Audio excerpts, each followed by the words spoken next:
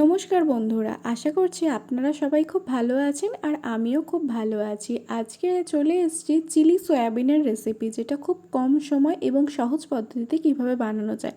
প্রথমে আমরা সয়াবিনটাকে কিন্তু সেদ্ধ করে নিতে হবে। সেদ্ধ করে নিয়ে জলটা চিপে নিয়ে সয়াবিনটাকে ম্যারিনেট করে নিতে হবে আদা রসুন বাটা, গোলমরিচের গুঁড়ো আর কর্নফ্লাওয়ার দিয়ে, আর পরিমাণ মতো নুন। আর এখানে তো চিলি সয়াবিন বানাতে গেলে ক্যাপসিকাম পেঁয়াজ রসুন তো লাগছেই।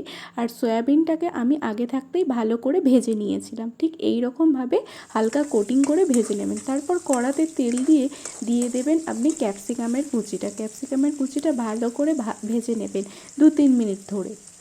তার সাথে আপনি অ্যাড করে দেবেন সামান্য পরিমাণে নুন। এরপর আমাদের কেটে রাখা পেঁয়াজটা ওর মধ্যে দিয়ে ভালো করে ভেজে নিতে হবে, তবে খুব বেশি ডিপ ফ্রাই করবেন না, নর্মালি আছে 3-4 মিনিট ধরে মোটামুটি ভাজবেন, তাহলে কিন্তু পেঁয়াজটা ভাজা হয়ে যাবে। এবং এর সাথেও সামান্য পরিমাণে নুন অ্যাড করে দেবেন, যাতে পেঁয়াজটাও তাড়াতাড়ি ভাজা হয়ে যায়। তারপর আমি রসুনের কুচিগুলো দিয়ে দিয়েছিলাম, রসুন আর কাঁচা লঙ্কার কুচিগুলো, যে যেরকম ঝাল খায়। তারপর দিয়ে দিয়েছি ওর মধ্যে টমেটো কেচাপের পর দিয়ে দেবো হচ্ছে গ্রিন চিলি সসটা দিয়ে ভালো করে মিশিয়ে নেওয়ার পর 2-1 মিনিট মিশিয়ে নেওয়ার পর দিয়ে দেবো হচ্ছে সয়া সস। অল্প পরিমাণে সয়া সস দিয়ে আমরা ওটাকে খুব ভালো করে মিশিয়ে নেব।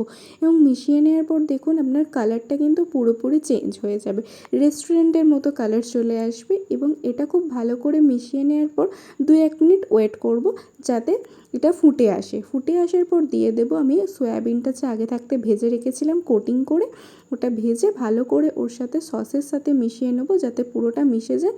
আর দেখুন লাস্ট ফিনিশিং কীরকম লাগছে।